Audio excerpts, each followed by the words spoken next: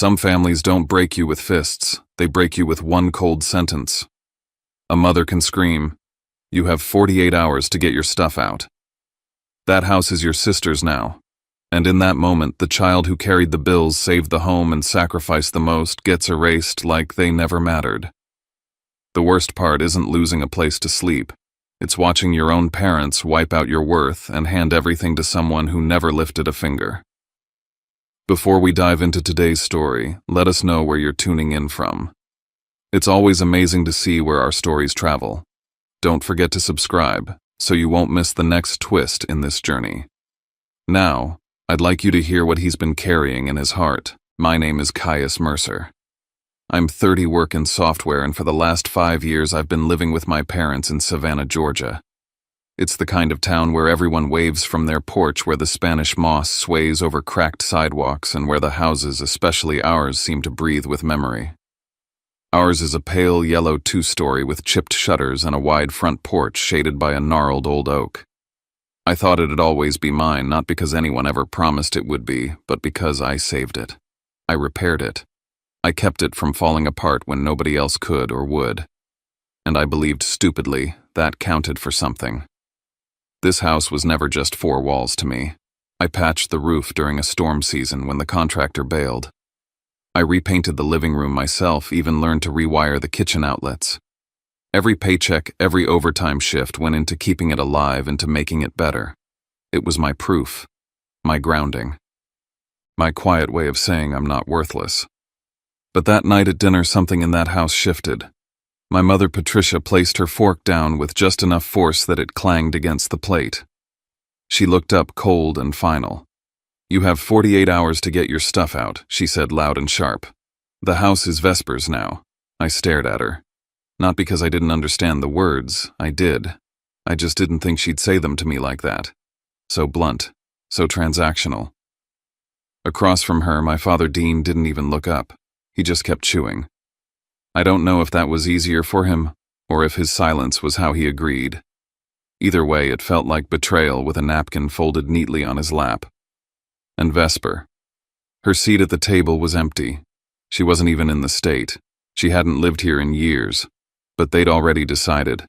Her absence didn't matter. My presence didn't either. I didn't ask questions. I didn't plead. I didn't remind them of what I'd done. That would have been me feeding them more power, begging for what I'd already earned. I pushed back my chair, cleared my plate, and walked to my room like a guest who knew he'd overstayed. Not slamming doors, not throwing words, just walking away with everything boiling inside and nothing on the surface. I opened my laptop before I even changed clothes. Created a folder, mortgage/repairs/receipts. Subfolders for everything. Mortgage payments, home repairs, emails with the bank. Then I walked through the house room by room, mentally separating what belonged to the family and what belonged to me. The flat-screen TV, mine. The washer I bought last year, mine.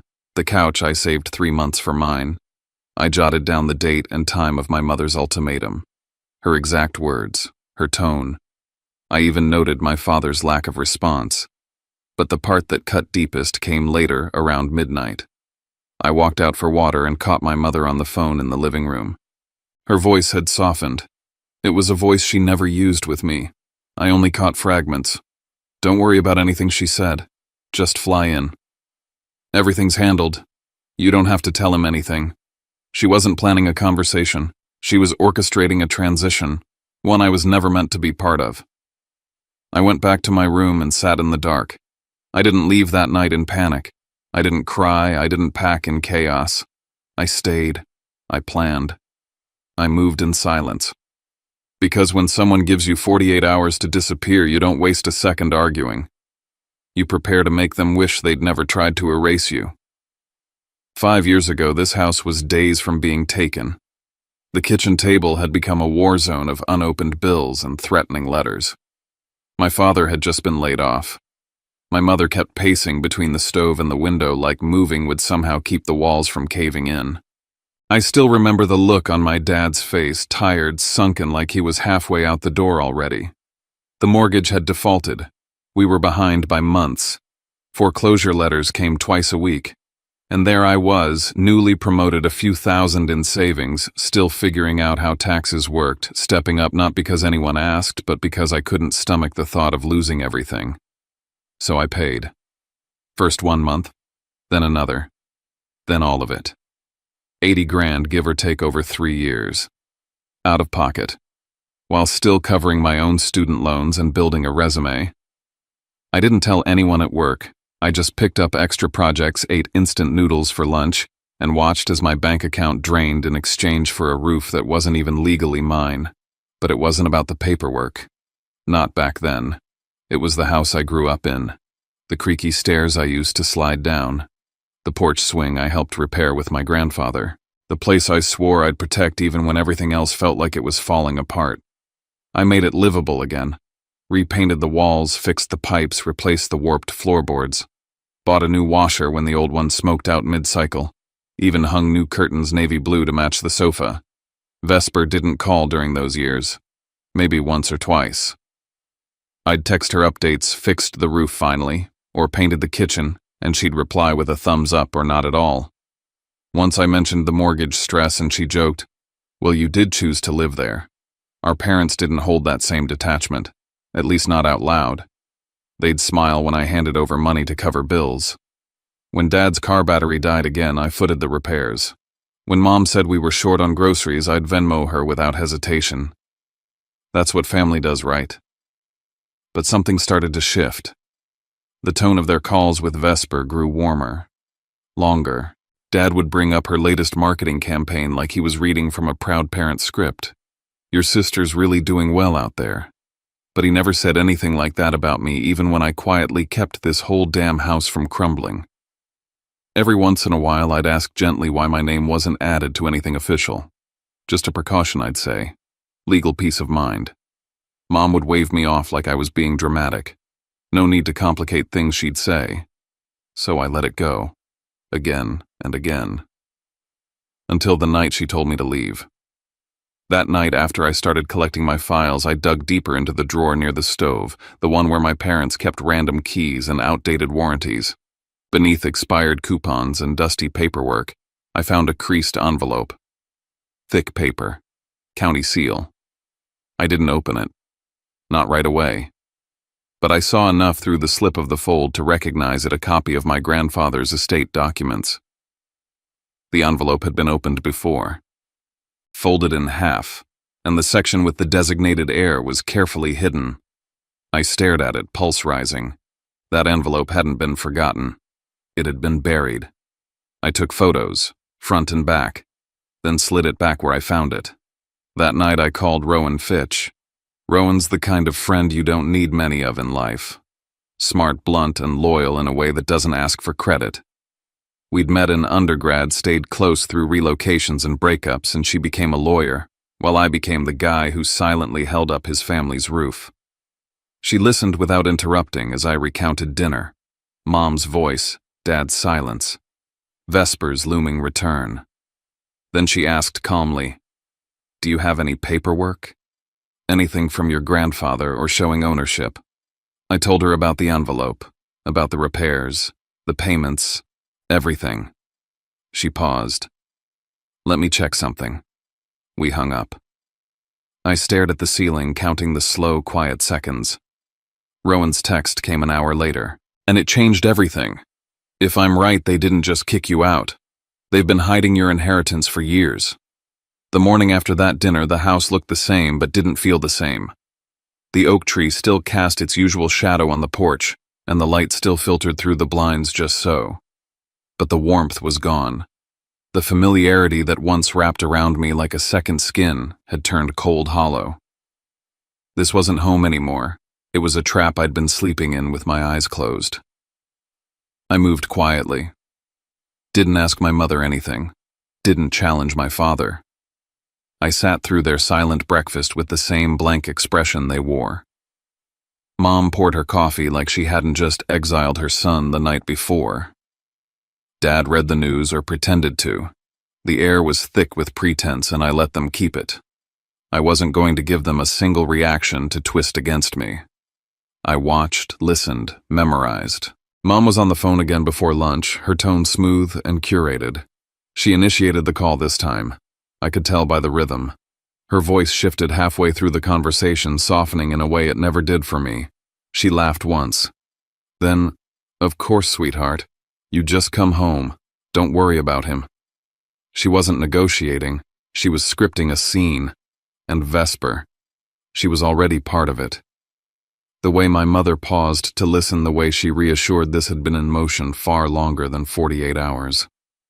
That's when Rowan called back. She didn't waste time on pleasantries. Her voice was tight with purpose. "There is a will," she said. "It's legitimate. Signed, notarized, filed with the county clerk. Your grandfather left the house to you. Sole beneficiary. Dated 2 months before he passed." I sat down hard, not because I lost my balance, but because the weight of it knocked the wind out of me. My ears rang. My heart beat in slow, angry thuds. I couldn't speak, couldn't think. Just stared straight ahead at the wall I had repainted with my own hands. So that's why she always brushed off paperwork talk. Why my father ducked his eyes when I mentioned legal protections. They knew. They had known. And they let me pour thousands of dollars, years of my life, into saving a house they were quietly planning to hand over to someone else. It wasn't just betrayal. It was strategy. They had watched me work late hours, watched me fix water damage and crawl under the porch in storm season. And they said nothing. Because as long as I kept believing this house was still ours, I'd keep footing the bill. Keep bailing the water out of a boat they planned to push me off the moment it was dry. This wasn't emotional. This was calculated. I felt sick. Rowan walked me through the next steps, her tone steady like an anchor. She'd begin drafting a legal claim to enforce the will. I needed to gather everything: payment records, receipts, evidence of repair. She'd help file for injunctive relief if they tried to sell, transfer, or occupy the house under false ownership. I opened a new spreadsheet and got to work. Itemized every dollar I had put into the house, $79,462 across mortgage payments, $3,200 in repairs, $1,050 in furniture, and another $600 in appliances. I marked each with dates, amounts, payment methods. I found photos of the living room before and after I painted it. Emails to contractors. Order confirmations. Then came the physical prep. I walked through the house with a clipboard labeling what was mine: the navy sofa, the Samsung washer, the curtains in the guest room, the microwave I bought last Christmas when the old one sparked out. I snapped photos of everything in place. Documented condition, location, origin. Then, I booked a moving company, Low Country Rapid Movers. Rush order. Same-day dispatch. I explained the situation plainly. I needed a legal receipt, clear labeling, no drama. They agreed. I paid in advance and requested the invoice specify customer-owned personal property relocation. I wasn't leaving a mess behind. I was leaving proof. By nightfall, I'd packed half the living room and marked every box. I didn't sleep. I lay on the floor of my near-empty bedroom, the ceiling fan spinning in slow circles above me. And just before I drifted off, I heard it. Mom again on the phone. "Just walk in like it's your house," she said. "He'll be gone by then." But something shifted in her voice after that. Not panic, just urgency. Vesper had changed her flight. She was coming earlier. Not 2 days from now. Tomorrow. I sat up. They thought they were speeding up the handoff. They didn't realize I was already building the counterstrike. The next morning, the house felt even more surreal. Savannah was wrapped in a slow, misty dampness that made everything seem quieter than usual. But inside, it was colder than the weather. Not physically, but emotionally. Still, everyone acted like we were the same old family. Mom brewed her coffee like it was any other Thursday. Dad scrolled the news on his tablet. I poured myself a glass of water, nodded once, and sat in silence. They didn't mention last night, and I didn't give them the satisfaction of bringing it up. Rowan had been clear: stay strategic. We agreed on core rules: no confrontation until filings were in. No outbursts they could weaponize. Every key message now would be written, time-stamped, and devoid of emotion. I switched all essential conversations to text or email and let the paper trail protect me. I spent the rest of the morning building my arsenal data. 5 years of sacrifice plotted out month by month. Mortgage payments, amounts, dates, bank statements attached. Repair projects, receipts, before and after photos, tracking numbers. I created folders labeled Home Investment, Financial Personal Property Proof, and Grandfather's Will Evidence. As I exported invoices from my inbox, I stumbled on one email I hadn't seen in years, sent from a real estate insurance company. Subject line: policy update / ownership interest. Addressed to my mother. The message wasn't long, but one phrase jumped out and slapped me awake. Beneficiary transition documents. I stared at the screen. It was dated just weeks after my grandfather passed. So they did receive notice. She knew. Not just through assumption or gossip, but officially. She had read the same truth Rowan just confirmed: the house was mine. And instead of acknowledging it, she buried it under polite lies and cherry pie. I forwarded it to Rowan with the subject: proof of knowledge. Then I got back to work. I made a detailed inventory of everything I had bought: model numbers, store receipts, delivery confirmations. I attached photos of the items still in place: sofa, TV, washing machine, all tagged discreetly personal property. I made it clear I wasn't stripping the house. I left behind the antique sideboard my grandfather built, the family table with initials carved beneath. I wasn't here to erase legacy.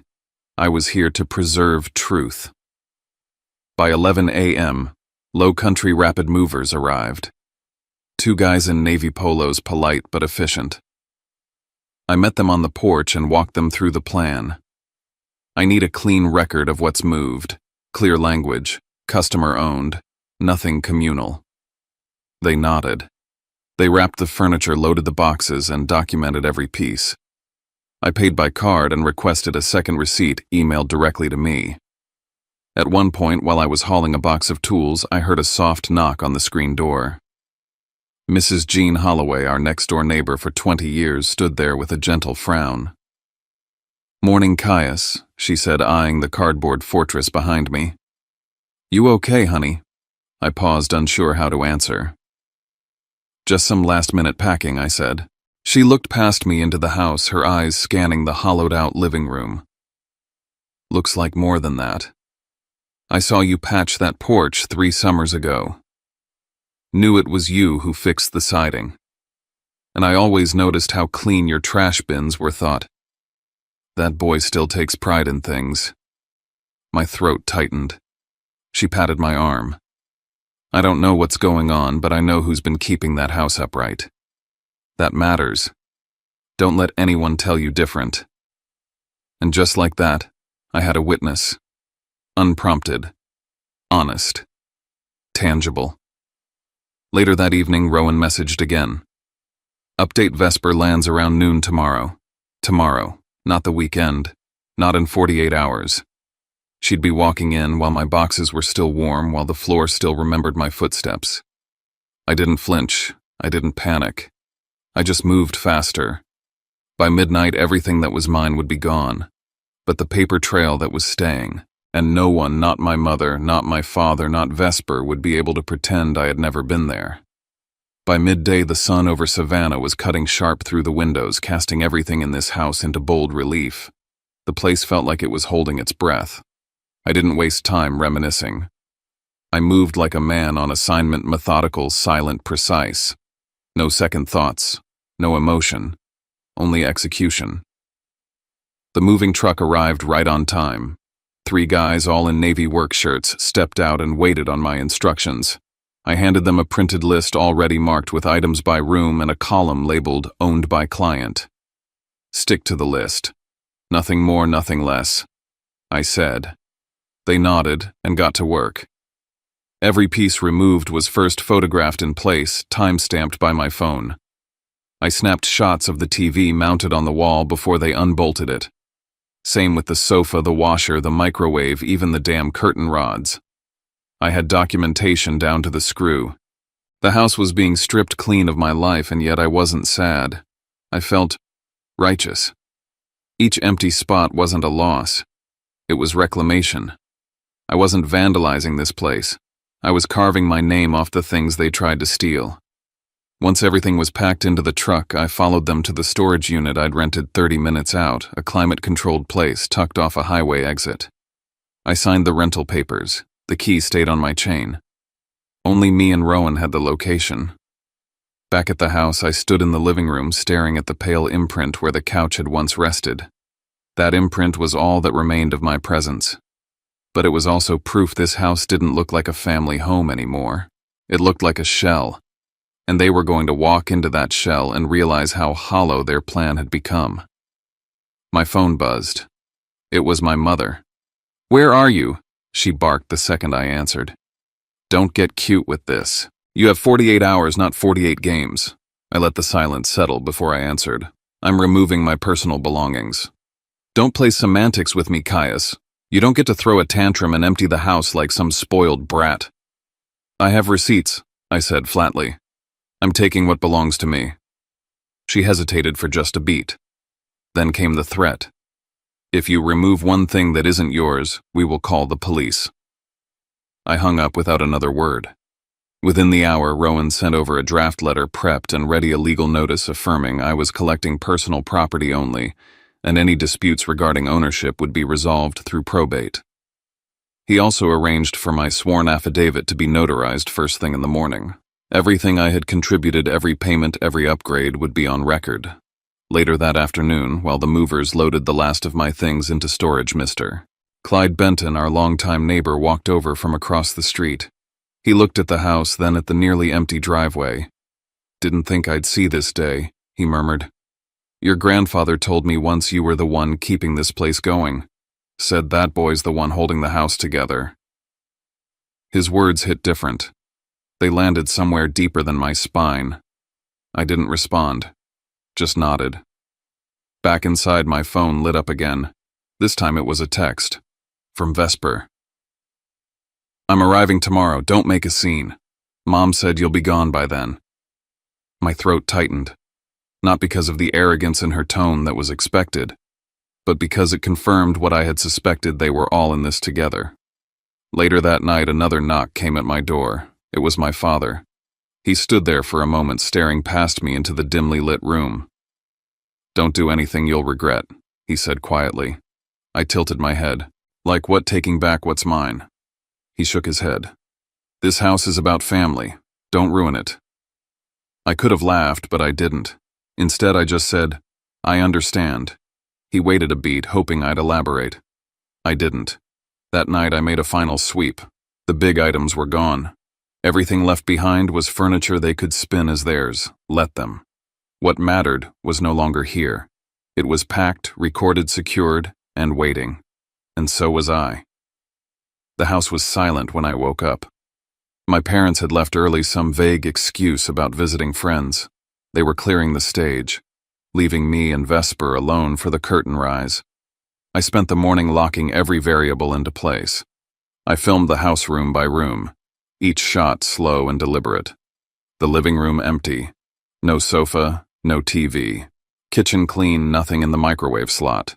The laundry room, no machines.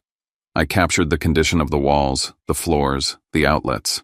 No damage, just absence. I photographed the water and electric meters, took note of the thermostat, snapped the locks and windows. Everything intact, everything timed and dated. Then I printed out the list of personal items I'd removed, each with a photo and proof of purchase. At exactly 12:47 p.m., her Uber pulled into the driveway. Vesper stepped out dragging a designer suitcase and talking on the phone. She didn't even glance toward the house like a stranger might. She walked in like she owned it. I stood by the doorway, arms folded.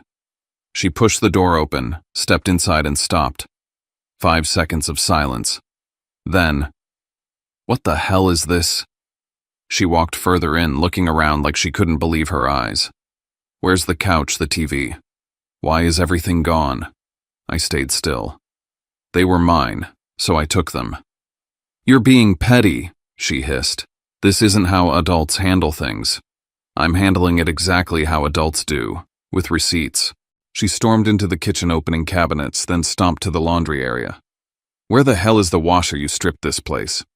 "No," I said. "I stripped away what you thought you could inherit without cost." She spun to face me, eyes sharp. You have no right. Mom said this house is mine. I finally let the hammer drop. She lied. Grandpa left it to me.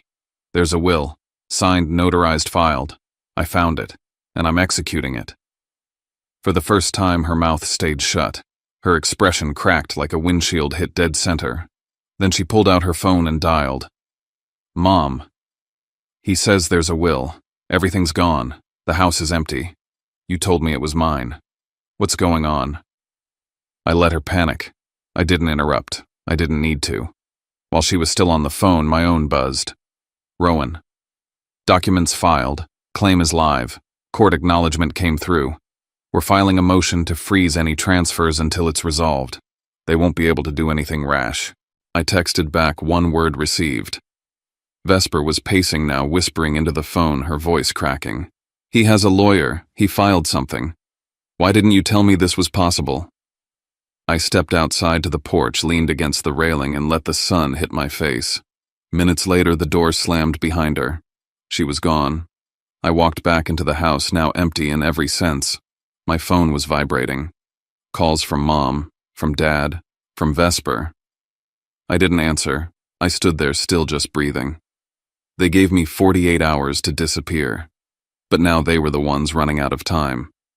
I left before they got home. No note, no confrontation, no sound but the low hum of my car pulling away from the curb. In the back seat, my laptop bag and a sealed envelope of documents shifted slightly as I turned onto Whitaker Street. I didn't look in the rearview mirror. I knew what I was leaving behind.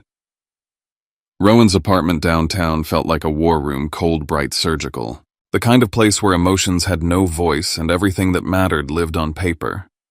His kitchen counter was buried in folders, tabs, sticky notes, 2 mugs of coffee, one stale, one untouched, and a laptop with an open spreadsheet that looked like a forensic map of my life. I changed the Wi-Fi password, Rowan said, not looking up, just in case. I nodded and silenced my phone. Turned off location sharing. Logged out of every account my family might still have access to. This was no longer about pride or pain. It was protection. Rowan handed me a 1-page summary draft mortgage contribution dates itemized list of what I removed from the house with receipts and a clean breakdown of the will's execution timeline. It felt sterile on the page. It wasn't. It was the story of what I built and what they tried to take. The first call came at 6:14 p.m. I didn't answer. Then another 6:15. Then 3 more in a row. Mom's name lighting up the screen, alternating with Dad's, then a number labeled home. Rowan tilted his head toward the phone and murmured, "Let them talk. People show their hand when they think they're still playing a game." The first voicemail was chaos in a bottle. "Caius, what the hell did you do? Vesper's in tears. The house is empty. You took everything like a thief." Then a beat of silence. "What are you doing?" she said, softer now. "This isn't you. You're better than this. You're tearing this family apart. Not one word about the will. Not one word about what they'd done. Just theatrics." The second voicemail cut deeper. Son Dad's voice lower, more controlled, but shaking beneath it. "There's some guy outside. Says he owns the house. What is this? What's going on? You sold the damn place. I didn't move." Rowan leaned over and tapped a folder. They didn't see it coming. "The new deed is recorded. County confirmed. They can't scream it back into existence." The buyer, Caleb Strickland, wasn't some stranger off Craigslist. He was a local developer, vetted and ready. Rowan had him on standby the moment the will was filed. It wasn't revenge. It was strategy. It was leverage. It was me taking back control. I finally picked up the phone when Mom called again at 7:03. I didn't let her speak first. "I'm not coming back," I said. "Not to clean up, not to explain. It's done." Silence. Then her voice brittle. "You're out of your mind. We did everything for this family and you. You hid the will," I said quietly. "You gave Vesper the house. You shouted a deadline, 48 hours. Remember, you're twisting. No. I cut in flat. You made sure this family didn't include me. So don't expect me to keep acting like it does." I hung up before she could reply. Dad tried next. "We need to talk," he said. "You've put us in a terrible position." "You put yourself there," I said. "Talk to Rowan if you have questions." "I'm done playing interpreter." Then came the flood of guilt, the desperation stage. "You've humiliated us," Mom cried in the final voicemail. "You're making a scene in front of the whole neighborhood. Everyone's talking. I didn't yell. I didn't gloat. I said one thing and only once. I'm not here to fix what you broke anymore." Then I turned the phone face down and let it ring. Rowan stayed silent for a while, watching me from across the kitchen. When he finally spoke, it was with the same calm precision he'd used from day one.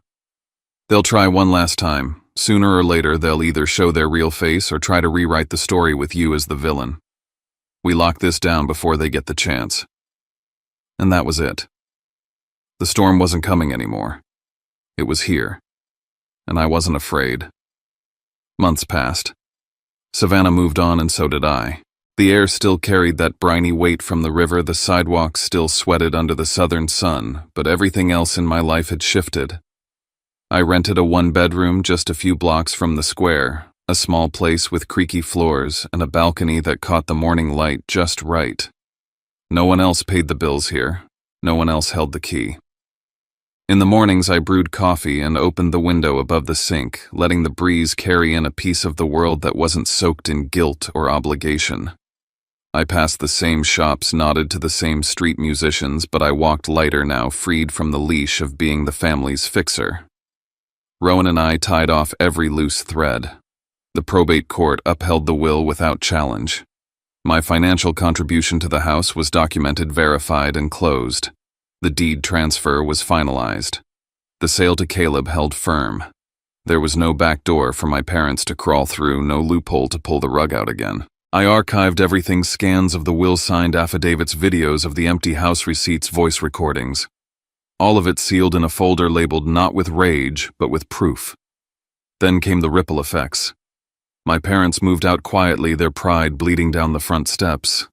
The neighborhood noticed. Mr. Benton had questions. So did Mrs. Jean. And though they were never asked to take sides, their silence toward my parents in the weeks after said enough. The mask had slipped, and some stains don't wash out. Vesper flew back to California without a key, without a house, without her prize. She didn't reach out again, not directly. But through a friend of a friend, I heard the new version. I just did what Mom told me. A deflection disguised as innocence. She never once apologized. She just disappeared. Then came the envelope. No return address. Inside, a folded letter in my mother's handwriting. "Caius, I've been thinking. We should talk. We're still family. Maybe we could work something out. Maybe there's a way to share. Your father isn't well. We're not getting younger." I held it in my hands for a full minute before I put it down. Rowan read it, then looked up with a dry smile. "That's not an apology. That's bait." He was right. It was the same old cycle dressed in softer words. So I ended it. I wrote one final message, short and clean. "The matter is resolved. I will not revisit it. Please respect my boundaries. Any further communication must go through legal counsel." Then I blocked the number, not in anger, in peace. Because I finally understood sometimes the only way to heal is to stop hoping broken people will do right by you if you just love them hard enough. I didn't lose a home. I lost the illusion that I ever had a place in theirs. And that grief was quieter, but it was real. But here's what I gained: my time, my dignity, my autonomy. I no longer begged to be included. I no longer bartered with my self-worth. I wasn't their fixer anymore. I was my own. I set up the same sofa in my new living room, the same TV, the same coffee table. They used to be trophies of sacrifice. Now they were just furniture mine. I took a walk that evening through the trees lining Oglethorpe.